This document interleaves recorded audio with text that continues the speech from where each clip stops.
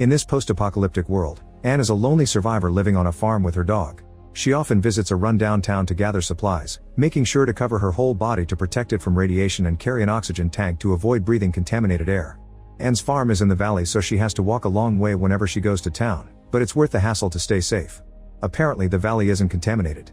After every supply run, she also makes sure to wash her body thoroughly. At night, her dog sleeps in the same bed to help her with the loneliness. Most of the time she's pretty bored. Her routine includes checking the farm animals, the fences, and the traps she's set up in the forest. Her dog helps her search for rabbits by following their smell.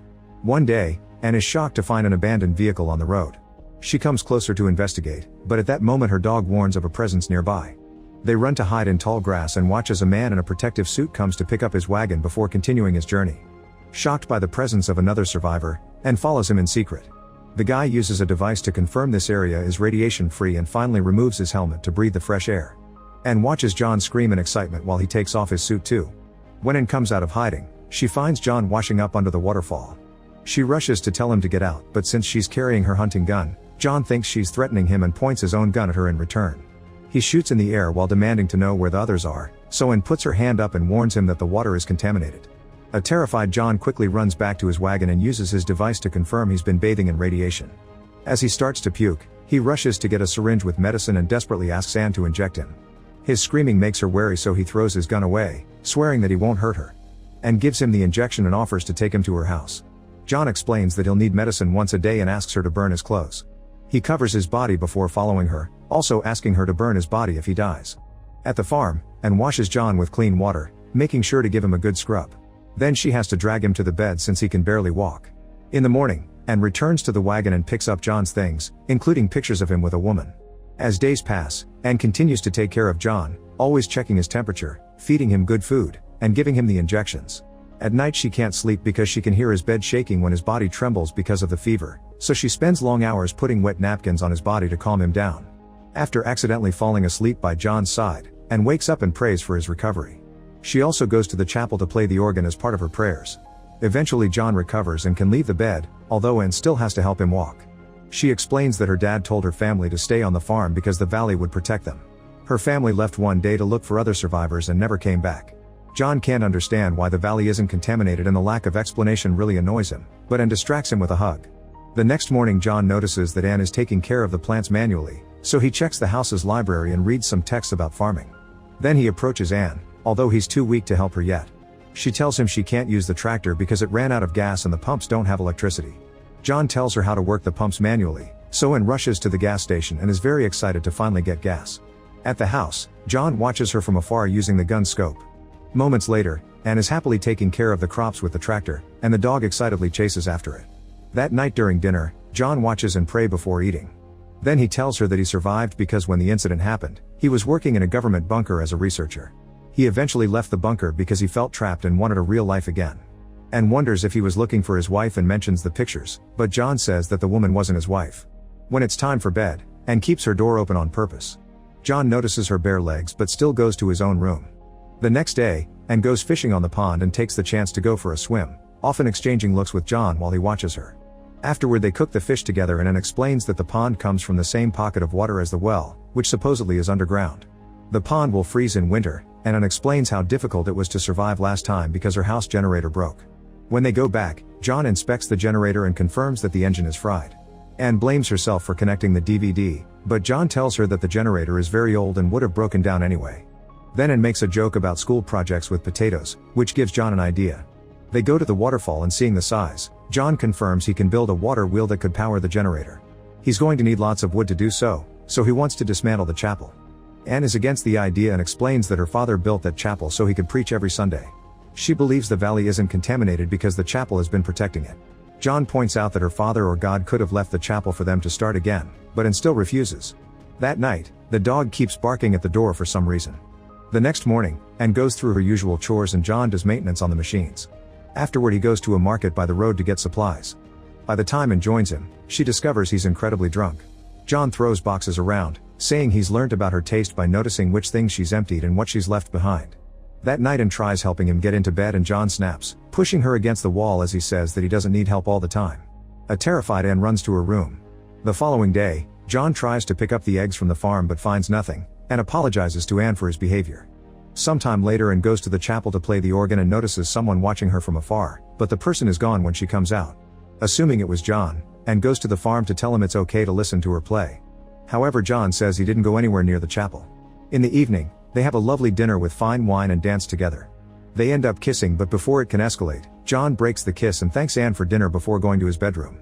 Minutes later, John checks on Anne in her room and she immediately takes off her dress. However, John makes her cover up again.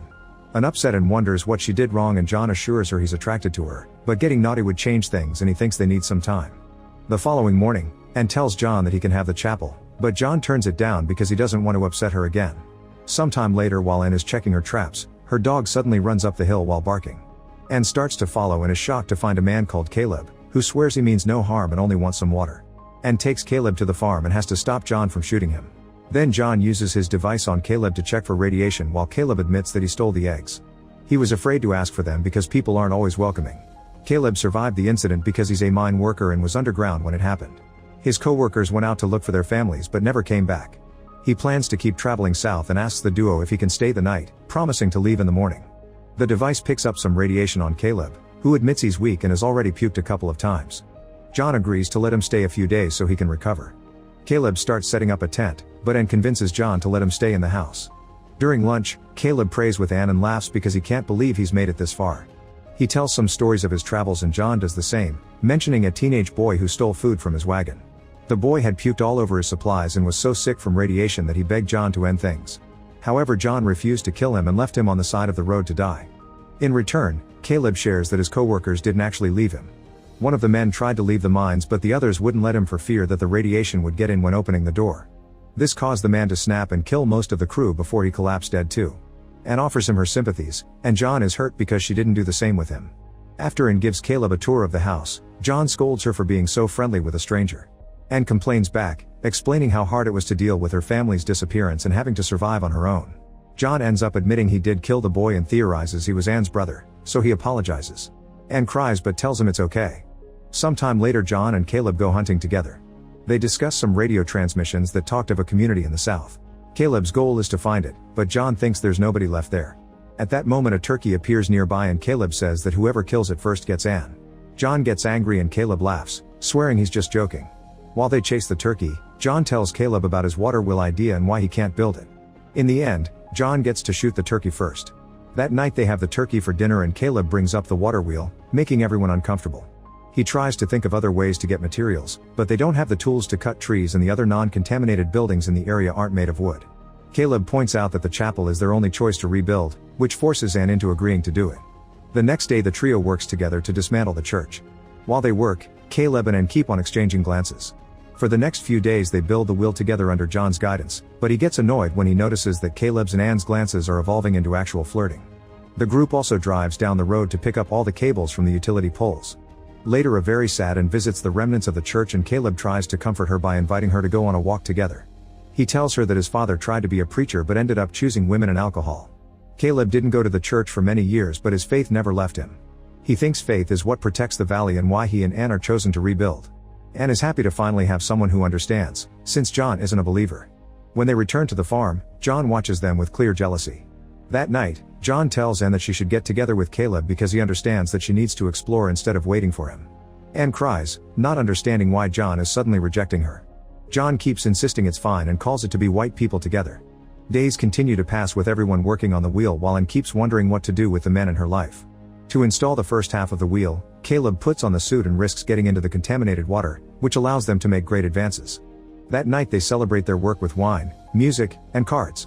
They end up jumping into the pond and playing a game to find a bottle. However, John feels like a third wheel because the others keep sharing looks and teaming up. On their way back to the farm, John breaks down and tells Anne that he loves her, but Anne doesn't say anything in return. At the house, Anne gets in bed with John, however he's so drunk that he instantly falls deeply asleep. Tired of waiting for John and dealing with his drinking problem, Anne goes to Caleb and they get naughty in the bathroom. The next morning during breakfast, Caleb gently pets Anne's head in front of John and she feels so uncomfortable that she leaves the table. The men agree to continue working without her, but they still discuss how special she is. Caleb wonders if John wishes he'd never shown up, but John denies it, saying he'll complete the wheel thanks to Caleb. This makes Caleb laugh. He says that he doesn't believe John's words and that he can tell he's jealous. He even admits he may stay on the farm instead of searching for the community. In the afternoon, Caleb puts on the suit again to help John finish the project. They carefully install the last parts and soon the wheel is working perfectly. After a short celebration, Caleb starts climbing back and slips on the wet rocks. Luckily John holds the rope tightly, keeping him from falling. Then Caleb safely makes his way to the top, only to slip again. John grabs the rope at the last second but doesn't move. He exchanges a serious look with Caleb as he wonders what to do. Sometime later, John returns to the farm and Ann tries to apologize for last night. John interrupts her to explain that Caleb left to look for the community in the south. Ann refuses to believe it and goes looking for him, but no matter how much she runs, she can't find him. John finishes all the connections and the farm finally has electricity. When Ann returns, she discovers that John has moved the organ to the barn. She sits down to play and John is happy to enjoy her music. Make sure to subscribe and turn on notifications so you can watch more videos like this. Thanks for watching.